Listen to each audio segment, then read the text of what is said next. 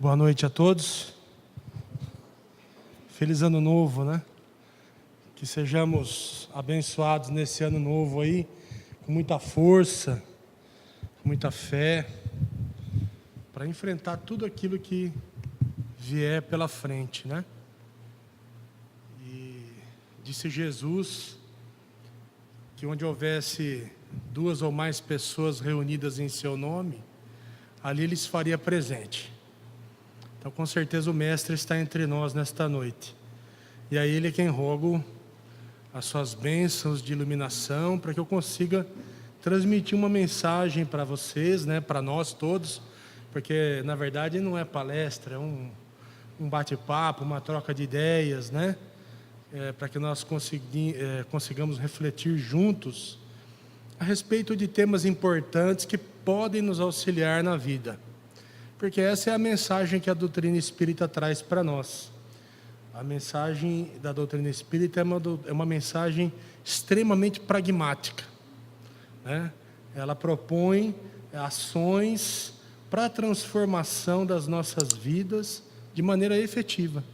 Então, que eu consiga ser esse canal de transmissão de algumas mensagens positivas para todos nós nesta noite. Bom, e o tema que eu trago hoje é um tema batido, né? Vou um pouquinho aqui. É um tema muito batido, reforma íntima. Por quê, né? Porque ainda estamos no clima de um ano novo, e no ano novo sempre a gente tem aquela programação que a gente faz, né? Neste ano novo vou me empenhar mais nisso, ou naquela característica da vida, naquele setor da vida, no trabalho, na família. Geralmente nós colocamos mais os objetivos materiais à frente, né?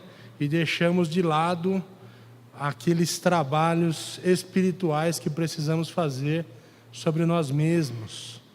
Então o assunto, né, reforma íntima é um assunto atual. Aí se pergunta, mas veja bem, não encontra na doutrina espírita, né, essa expressão reforma íntima. Realmente, você vai procurar nas obras básicas, isso não existe, né? Mas é que é uma ideia que decorre da própria doutrina em si, né?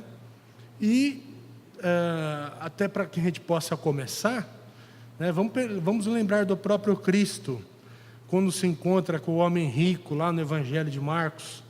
Aquele homem rico, jovem, que chega para ele e pergunta: Rabi, Rabi, como fazer para alcançar o reino dos céus, né? Jesus diz para ele: ouvistes o que foi dito, né? Aprendeu tudo, honra pai e mãe, né? Ama a Deus sobre todas as coisas, o próximo como a ti mesmo, né? Retribui o mal com o bem, enfim, respeita a lei de Deus. Ele responde para Jesus: mas mestre, isso eu já faço. Aí Jesus olha bem para ele e fala: mas tem uma coisa que te falta ainda. Vai lá, vende todos os seus bens, doa o dinheiro aos pobres e me segue, não é? E aí aquele jovem homem rico fica cabisbaixo, sai de perto do mestre e vai embora, né?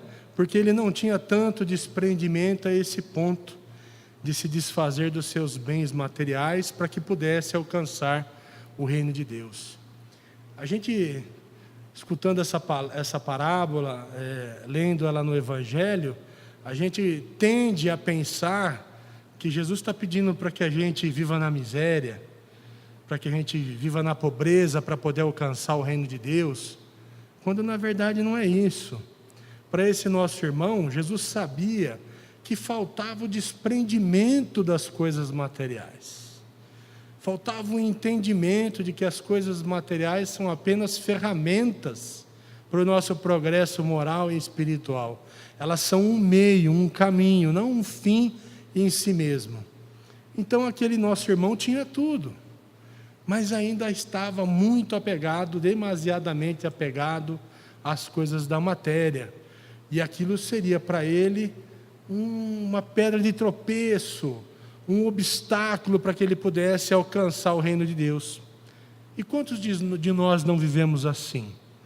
Dando mais valor às coisas da matéria do que as coisas do Espírito, a justiça, ao amor, a fraternidade, né? Colocando a amizade, o amor acima do dinheiro, acima das posses materiais, né? Podemos começar por aí. E Jesus, nesta parábola, é muito interessante notar que quando esse jovem rico chega e aborda Jesus, ele chama Jesus de bom mestre. Ele diz assim: bom mestre, como devo fazer para alcançar o reino dos céus? E Jesus disse para ele assim: mas espera aí, por que me chamas bom? Bom é só o Pai, é só Deus. Então, temos aqui um ponto de partida para a gente começar a entender o que é reforma íntima. Jesus já nos diz, logo de início, de que quem está neste plano, quem vive neste plano material terreno, ainda não tem as características para alcançar o reino de Deus, ainda não é bom o suficiente, ainda precisa trabalhar em cima de si próprio para poder alcançar o reino espiritual de Deus, que é um reino absolutamente imaterial, exatamente como ele acabou mostrando para o jovem rico. Então, uma premissa a partir da qual nós já podemos começar a conversar. Todos nós somos imperfeitos, e a doutrina espírita vem e nos diz: somos criados simples e ignorantes, porém perfectíveis, né? Simples no sentido da consciência de si próprio, da consciência do eu, da consciência de si mesmo, da própria individualidade, e ignorantes acerca das leis de Deus, da lei de amor, de justiça, de caridade. Por causa dessa nossa ignorância, diz a doutrina espírita, é que nós erramos, não é? E propõe a doutrina espírita que nós avancemos nesse processo de libertação da ignorância, né? Que é o fruto, ou melhor dizendo, é a semente daquele mal que a gente ainda carrega dentro de nós mesmos. Porque o mundo não é bom nem mal em si. O mundo é bom ou mal a depender do que nós fazemos do mundo. O mundo é o resultado da soma das nossas ações, da soma das nossas condutas. E, por incrível que pareça, um escultor aqui, se não me engano, americano, Bob Carlyle, não sei pronunciar corretamente, tem essa escultura, né? Aqui ele denomina o homem esculpindo a si mesmo. Ela é feita em bronze, e veja só, né? É um homem malhando ali a pedra bruta e extraindo da pedra bruta a si mesmo, fazendo, construindo a si mesmo, golpe a golpe, né? Eu não sei se o autor tem contato, ou teve contato, ou é espírita, mas ele captou a essência com essa escultura, né? E ele diz da descrição, né? O homem esculpe o próprio futuro a partir da pedra bruta da qual emerge. Qual é a pedra bruta da qual emergimos nós? A pedra bruta da qual emergimos nós é esta vida material. É no contato com a vida material que aprendemos a vida espiritual, que aprendemos os valores da vida espiritual. E esse é o esclarecimento que a doutrina espírita nos traz. É o detalhamento do Evangelho do Cristo, por exemplo, daquela parábola do jovem rico. Então, surge a pergunta, diante de tudo isso que a gente já começou a dizer: por que é necessário nós falarmos a respeito de reforma íntima? Por que é importante? Alguém já se perguntou? Já se fez essa pergunta? Quem pode falar, quem quiser se manifestar, se alguém quiser dar uma opinião. Alguém já se perguntou por que é importante nós falarmos a respeito de reforma íntima? Para poder evoluir. O que mais? para podermos ser felizes? A doutrina espírita nos diz que o homem é o artífice das próprias dores, é o artífice da sua própria felicidade e da sua própria infelicidade. Nós construímos o nosso futuro, como o artista expressou na sua escultura. Nós mesmos somos os responsáveis por todo aquele sofrimento que nós sentimos durante a vida, e também pelas alegrias. Muitas vezes, no entanto, nós nos esquecemos de olhar para dentro de nós mesmos, de lançar um olhar inteligente sobre nós mesmos, e focamos a fonte do problema sempre no outro, ou no mundo exterior, né? E deixamos de fazer esta análise que o Cristo propõe. Bom, só o Pai. Então, olha, se eu não sou bom, o que há de mal em mim que eu posso modificar? Então, Allan Kardec, no livro Céu e Inferno, depois de estudar as comunicações dos diversos espíritos que lá se manifestam, quem já estudou Céu e Inferno, e todas as obras básicas também, com certeza ali não foi só o manancial utilizado, ele utilizou toda a doutrina, mas ali na segunda parte do livro Céu e Inferno, nós temos lá desde espíritos felizes até espíritos endurecidos, né? E as experiências, os relatos daqueles nossos irmãos, levou Kardec a formular o que nós chamamos de, o que ele chama, né? Nesta parte da obra, que está lá na primeira parte, de Código Penal da Vida Futura. E é muito interessante,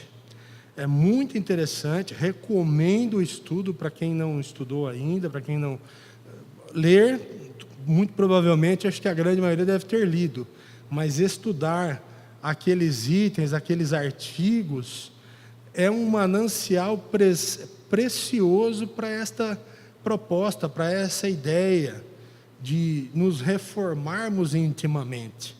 Há muita informação ali que pode nos auxiliar, desde que façamos as reflexões necessárias. Então ali eu separei alguns artigos para a gente conversar. Esse tema, reforma íntima, você vai encontrar maneiras de trabalhar esse tema, maneiras variadas, né? Eu gosto sempre de fazer essa análise mais analítica, essa exposição, melhor dizendo, mais analítica da própria doutrina. Primeiro, para que nós não fujamos da doutrina, que nós nos mantenhamos fiéis ao que a doutrina faz. E segundo, para que a nossa noite seja uma noite de estudo, uma noite de enriquecimento. Então nós temos lá, né? Eu coloquei artigo, tá? Não está como artigo, está lá número 1º, 2º. Kardec faz essa síntese. A completa felicidade prende-se à perfeição, isto é, à purificação completa do espírito. Toda imperfeição é, por sua vez, causa de sofrimento e de privação de gozo. Do mesmo modo que toda perfeição adquirida é fonte de gozo e atenuante de sofrimentos. Então, só aqui nós já temos um indicativo muito importante para nós. Basta que nós olhemos para dentro de nós mesmos e que façamos as perguntas: o que tem sido difícil na minha vida? Qual é a dificuldade que eu tenho carregado? Qual é a dificuldade que eu tenho lutado para vencer? Não do ponto de vista material, mas do ponto de vista pessoal, espiritual. No trato com os outros, no trato com a família, no trato com os companheiros de trabalho. Todas essas dificuldades são para nós causa de sofrimento. A pessoa que carrega em si a dificuldade da inveja, ela sofre. A pessoa que carrega em si a dificuldade do orgulho é um sofredor. O orgulho, a inveja, o egoísmo trazem para nós muitas dores. Afasta-nos dos outros, afasta-nos, não de quem nos ama, porque quem nos ama de verdade acaba sempre tolerando as nossas imperfeições, embora nós os façamos sofrer, né? Mas nós nos afastamos uns dos outros. Acaba sendo elemento de divisão e de separação.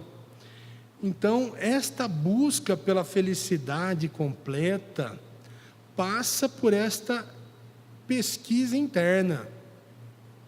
Siddhartha Gautama, né, o Buda, ele definiu a iluminação como sendo aquele momento espiritual em que nós sejamos capazes de dominar todos os nossos desejos, de nos tornarmos senhores dos nossos desejos, senhores das nossas imperfeições, não dominados por elas. Hoje, muitas vezes, nós não somos dominados pelo orgulho, reagimos às situações variadas da vida, estimulados, movidos, né, alimentados pelo nosso orgulho, e causamos dor aos outros e nós mesmos.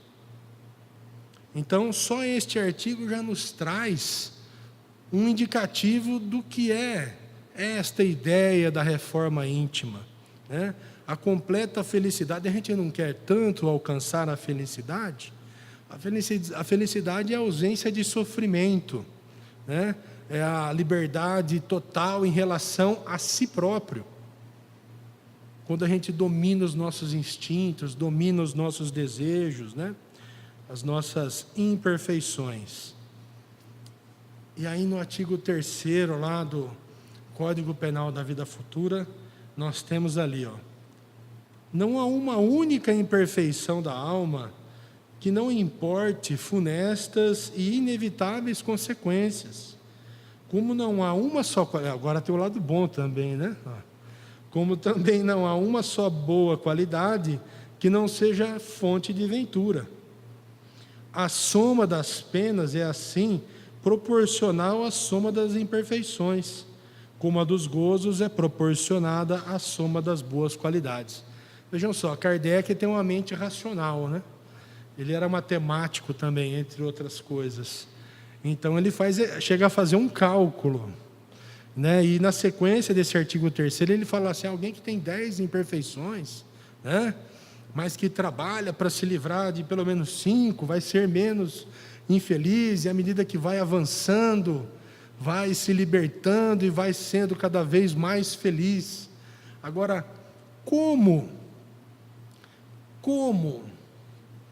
nós realizarmos este trabalho pessoal, intransferível, que não dá para ninguém fazer por você mesmo, senão nós nos investigarmos constantemente as atitudes, os pensamentos, a consciência.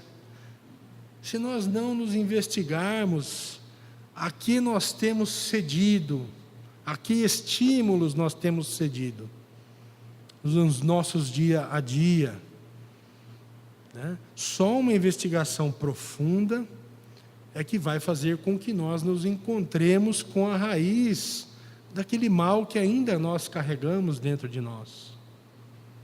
Então, é necessário primeiro, partindo da premissa do Cristo, de que todos nós, encarnados no plano da terra, um plano ainda de provas e expiações, tomemos a consciência de que aqui não há ninguém bom.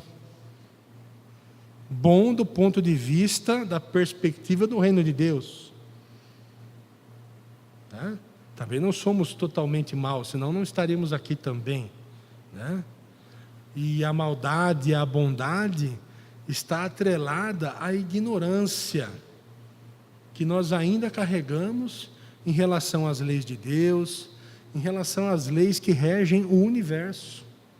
Porque as leis que regem o universo também compõem a lei de Deus. Por isso que nós precisamos avançar neste progresso em duas perspectivas, como nós falamos sempre, a doutrina deixa muito claro isso para nós, né? Na perspectiva intelectual e na perspectiva moral. É a tarefa, é a missão de cada um de nós, sair desta vida melhor do que aqui chegamos. E nessa sequência, né? Quando Jesus nos ensina a orar o Pai Nosso, o último pedido que Ele nos ensina a fazer a Deus é: livrai-nos do mal. Não sei quanto a vocês, mas muitas vezes, durante muito tempo, né? Eu sempre acreditei que desde criança a gente aprende o Pai Nosso com as nossas mães, né?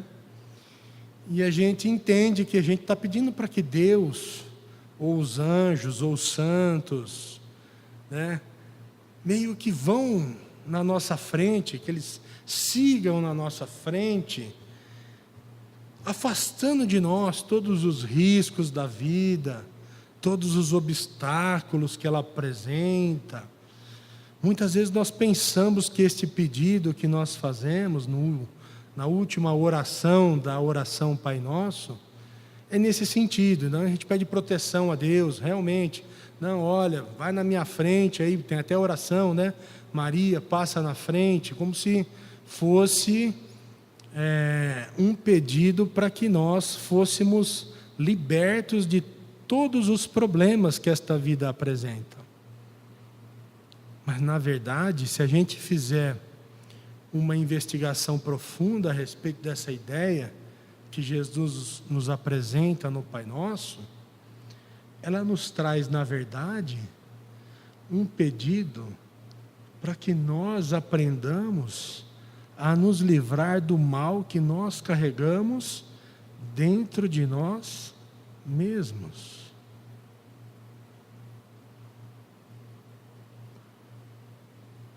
Somente no dia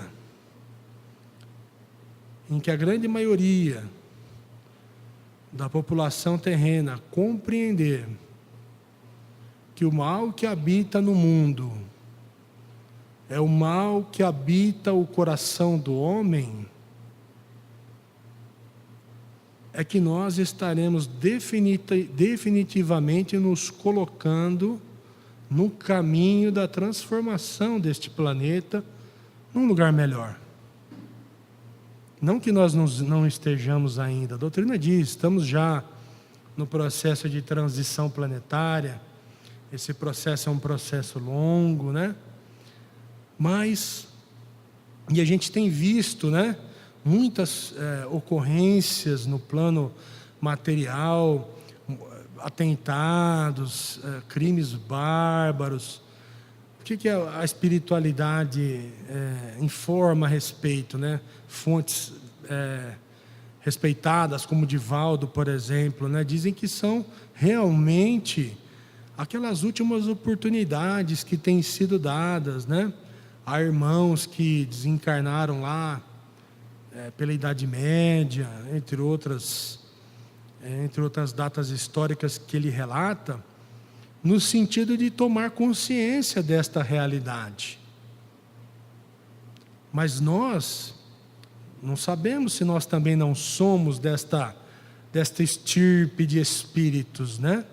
O véu do esquecimento nos dá a graça de nós não termos a consciência. No entanto, a doutrina nos chama a consciência de se somos ou não desta estirpe de espíritos. No entanto, a doutrina espírita nos dá a consciência de que se nós estamos reencarnando num plano de provas e expiações, é porque nós carregamos muito do mal que dá este polo ainda negativo vibracional para a Terra. Nós é quem somos os dínamos geradores desta negatividade que ainda alimenta o plano material terreno. Então, se nós temos esta consciência, e se nós temos o chamado do Cristo, se nós temos o chamado de tantos outros mensageiros que Deus enviou para nós, como Buda, como Sócrates, como Madre Teresa de Calcutá, como Irmã Dulce, como Chico, como Divaldo, se nós temos tantos mensageiros nos informando o caminho e a direção, de que o mal do qual nós tanto reclamamos e tanto nos queixamos ainda está dentro de nós, e que somente no dia em que nós começarmos a extirpar este mal dentro de nós é que vamos começar a nos transformar num planeta feliz ou em pessoas felizes. O que tem faltado, então? O que falta para que nós efetivamente tomemos as atitudes necessárias? O que mais tem faltado? Né? Nós que temos frequentado a doutrina espírita, que tanto esclarecimento nos traz, que tanto direcionamento nos mostra, o que tem faltado para que nós coloquemos a mão na massa, né? Não só em relação à nossa própria individualidade, mas em relação aos outros, a tarefa que nós temos pela frente. Porque a doutrina espírita nos ensina que a lei de amor, justiça e caridade nos informa que somos todos irmãos, que somos todos filhos de uma única família espiritual. É por isso que Jesus nos ensina a chamar a Deus de Pai. Quando na primeira oração do Pai Nosso Ele nos conclama a chamar a Deus Pai Nosso.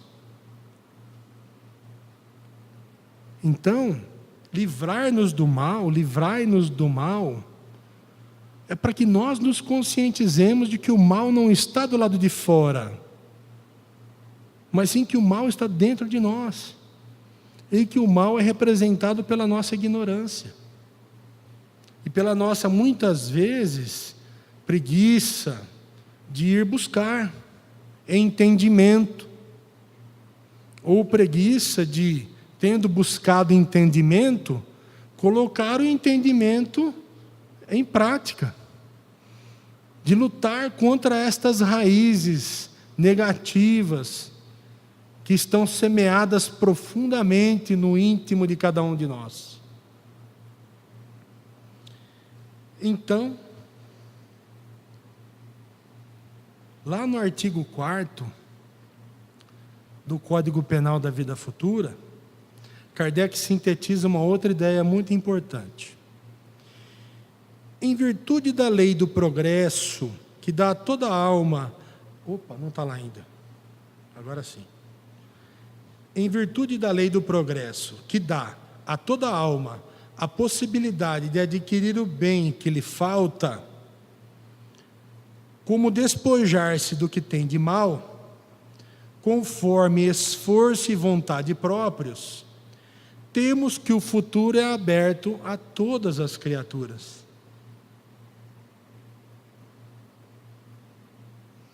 Então a vida é esta oportunidade bendita de nós nos reajustarmos consigo próprios, com a lei de Deus e com os outros. De que maneira este reajuste? Olhando para si próprio, corrigindo a si mesmo, adquirindo o bem que te falta e esforçando-se para você se libertar do mal que você ainda carrega. E o que depende este trabalho? Esforço e vontade. Muitas vezes nós temos o desejo, né? Não, mas eu quero ser melhor. Eu quero ser menos orgulhoso. Eu quero ser menos vaidoso. Ou, vamos pegar outro exemplo, invejoso. Mas quando a gente sente aquele arrastamento naquelas situações chave, limites, que a gente sabe que, percebe que vai cair, mesmo tendo a consciência de que vai cair, né? De que está prestes a cair, melhor dizendo, a gente acaba se entregando, porque ainda há aquela ideia da zona de conforto. É mais confortável, muitas vezes, você acabar se entregando ao que você ainda é, porque não dá trabalho. Não dá trabalho e todo mundo já te conhece daquele jeito, sabe que você é assim mesmo, está assim mesmo. Então, muitas vezes, nos falta a vontade e o esforço necessário para essa transformação. E aqui eu estou me incluindo, né? Parece que eu estou passando... Então, estamos todos na mesma jogada. Até o Haroldo Dutra Dias, ele tem uma palestra muito bonita sobre o tema reforma íntima, a quem eu recomendo que todos vocês assistam, né? Ele começa dizendo isso, né? Ele fala assim: olha, vim falar aqui de reforma íntima é fácil, né? Mas olha só, eu estou ainda no caminho, estou fazendo aqui o trabalho, mesmo sem ter ainda realizado a minha própria reforma íntima, né? Até ele dá um exemplo do carro, que ele está no carro com o filho dele no trânsito, e alguém fecha o carro dele, e ele abre o vidro, preparando para xingar, né? Aí, para fazer aquela homenagem para outra pessoa, e o menino dele fala assim: tá nervoso, pai? Ele para, olha, diz ele, né? Contando a história. Ele fala: tô. Aí o menino pergunta: já pensou se alguém que assiste às tuas palestras, alguém que compra os teus DVDs, né? Então ele diz, né? É muito fácil a gente falar de reforma íntima, mas é muito difícil a gente fazer. E é realmente difícil, porque é como a gente vinha dizendo, são coisas que estão enraizadas dentro de nós, que só com muito esforço, muita vontade e muita dedicação diária nós conseguimos desenraizar. E nesse processo, muitas vezes vamos cair. Mas não importa quantas vezes nós caiamos, não sei se eu conjuguei o verbo corretamente. Importa quantas vezes nós nos levantamos. Mais importante, as vezes em que nós nos levantamos, sacudimos a poeira e damos a volta por cima, como diz o samba, né? Buscando trabalhar e melhorar a si próprio, né? E é muito importante a gente colocar aqui no finalzinho essa ideia aqui, ó, porque a gente se pergunta, poxa, se a gente pegar lá no capítulo de progressão dos espíritos, lá no livro dos Espíritos, Kardec faz diversas perguntas a respeito desse tema, da evolução do espírito, né? Então ele pergunta: e aí, espírito da verdade? Há espíritos que, desde o início, sempre foram bons, sempre fizeram tudo certo, não cometeram erros? Sim, correto, há sim. E também há espíritos que sempre foram maus, né? Ignorantes, e se mantiveram na ignorância, cometeram erros? Sim, mas e aí, como é que fica Deus? Deus vai levar em conta os erros todos que nós cometemos nesse processo, né? E vai desconsiderar aqueles que erraram em relação àqueles que fizeram tudo certo? Ele fala: não. O Espírito da Verdade diz: não. Deus vai levar em consideração os esforços e o resultado, o produto final, se você realmente, sinceramente se transformou. Se você realmente se arrependeu e se transformou numa criatura nova. A diferença é que quem fez tudo certo do início sofreu, ou melhor, ou não sofreu, ou sofreu menos. Então o sofrimento, a gente chega à conclusão, quando a gente lê o capítulo, esse subitem lá da vida espírita, progressão dos espíritos, a gente chega ao entendimento de que praticamente o sofrimento é escolha nossa. Que nós sofremos porque queremos.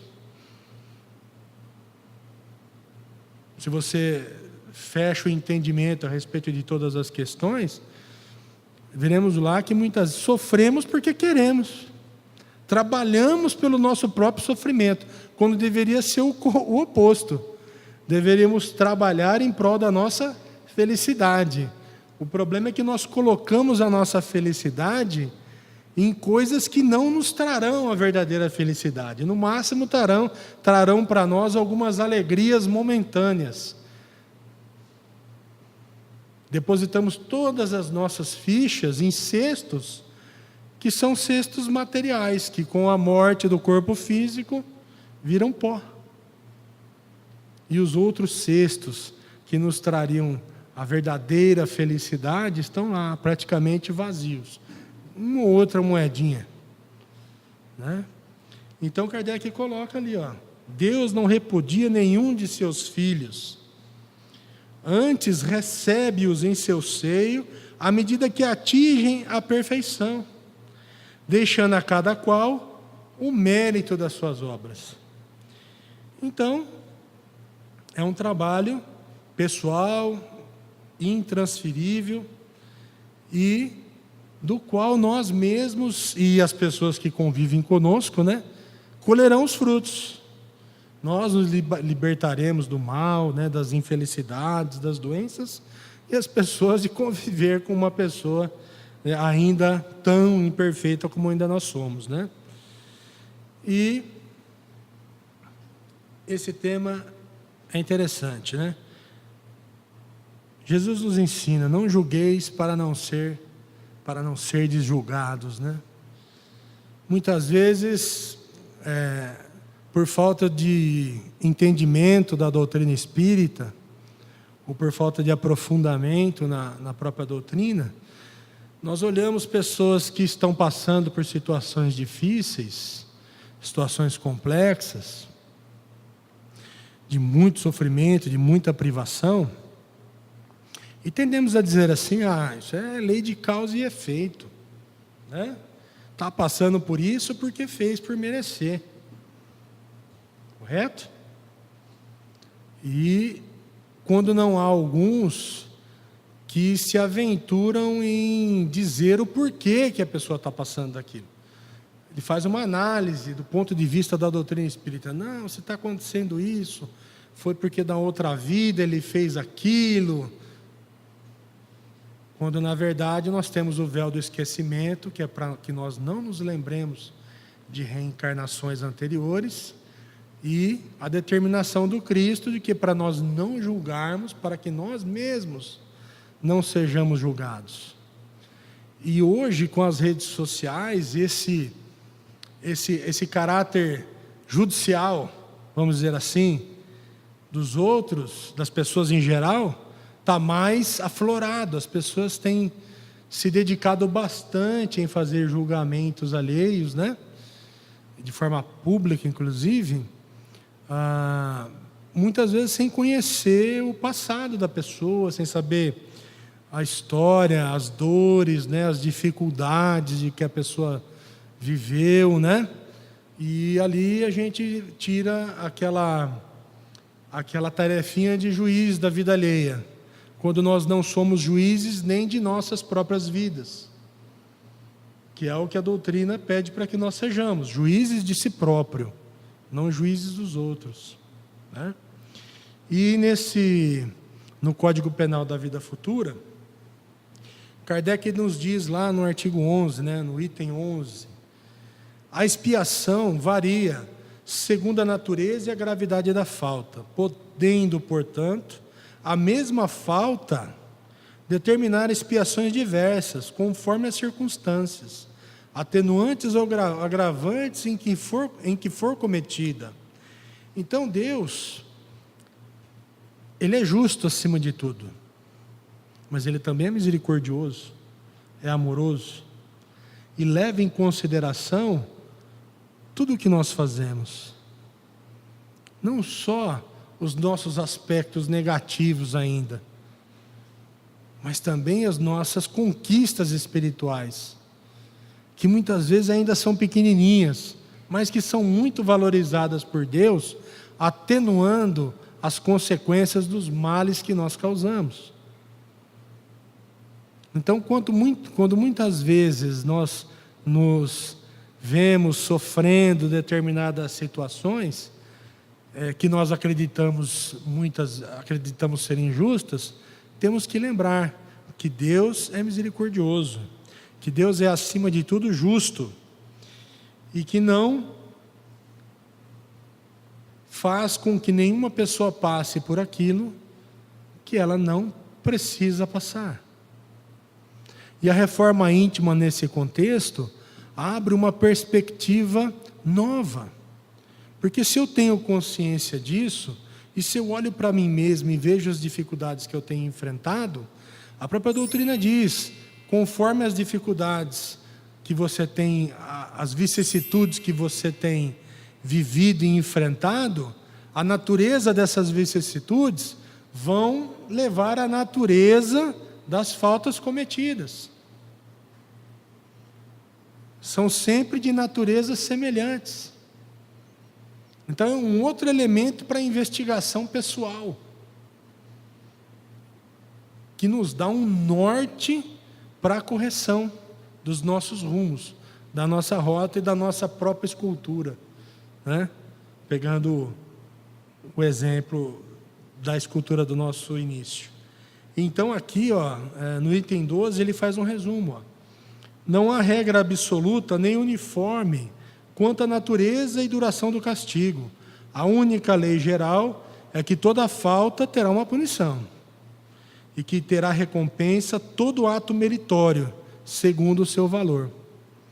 Importante que nós lembremos que a doutrina espírita prega para nós o absoluto desinteresse pessoal. Nós não podemos praticar o bem, porque diz a doutrina que nós respondemos pelo mal que fazemos e pelo bem que deixamos de fazer, tendo tido a possibilidade, não é? Correto? No entanto, nós não podemos realizar o bem com vistas a recompensas. Temos que nos conscientizar de que a prática do bem, devemos fazer o bem pelo bem. O bem pela nossa própria felicidade, mas também pela felicidade da transformação do planeta num lugar melhor, né? E para encerrar, tendo colocado todas essas ideias, que já são de conhecimento de todos, não estou dizendo nada novo aqui, tenho certeza até que estou chovendo no molhado para muitos de vocês, mas é importante a gente, é como se diz, né? Água mole em pedra dura, tanto bate até que uma hora fura, né? A gente precisa revisitar certas ideias sempre, para que nós possamos reorientar a nossa rota. Mesmo ideias batidas, ideias que nós já conhecemos, né?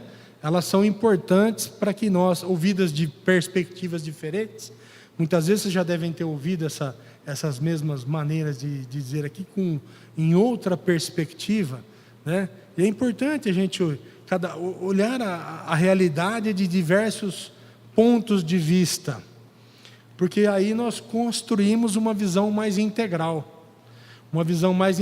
da vida, uma visão mais integral de nós mesmos, e nos aproximamos da verdade, que é o que a doutrina espírita quer de nós, que nós nos aproximemos da verdade, né? E para finalizar, André Luiz sintetiza todas essas ideias, na minha leitura, obviamente. Alguém pode fazer uma leitura diferente, mas ele sintetiza todas essas ideias nessa mensagem que ele, psicograficamente, né, pela pena do Chico, trouxe para nós. Então ele diz ali, uma existência é um ato, uma existência, uma vida, do berço ao túmulo, diante da eternidade, um ato. Um corpo é só uma veste que a gente veste hoje e amanhã a gente troca. Um século diante da eternidade é um dia. Um serviço, cada serviço que a gente realiza, e aqui ele não está falando só de serviço do ponto de vista profissional, ele está falando de serviço no bem. Quantos serviços nós temos a quantos serviços nós temos nos dedicado, né? Na prática do bem, no compartilhar do nosso tempo, do nosso afeto, ou mesmo até de algum recurso material, né? Cada serviço desse é apenas mais uma experiência na conquista daquele reino de Deus que o jovem rico pediu para Jesus lá em Marcos 17, 21 a 29. Um triunfo, uma aquisição. A doutrina nos diz, cada conquista, cada vitória sobre si próprio é uma aquisição que você não retrograda mais. Uma vez vencido aquela sua dificuldade, aquele seu orgulho, aquele seu egoísmo, aquela sua inveja, a causa daquele sofrimento, uma vez vencido, uma vez superada aquela dificuldade, aquilo é transformado para você numa aquisição da qual você não volta mais, porque você já compreende e sente as vantagens da conquista. E as pessoas em volta também sentem as vantagens da conquista que você realizou. A morte, por fim, é só um sopro renovador. A cada morte é um fim de um ciclo, a oportunidade de um recomeço de um outro. Para que nós possamos caminhar na direção desta reforma íntima, deste progresso moral e intelectual que todos buscamos, com o objetivo final, com o destino final, na estação da felicidade. Então, agradeço muito a oportunidade da gente vir aqui conversar um pouquinho na sexta-feira à noite. Que Deus abençoe a todos nós nesse ano que se inicia. Abençoe cada um de nós nas nossas lutas diárias, né? Não só com a vida material, mas com as nossas tarefas espirituais particulares, né? Que nós nos conscientizemos da necessidade dessas batalhas e que nós não percamos tempo. Busquemos enfrentar cada uma de nossas batalhas, para que nós consigamos cumprir o objetivo desta vida, que é sair dela um pouco melhor do que aqui chegamos. Muito obrigado a todos, que Deus nos abençoe sempre.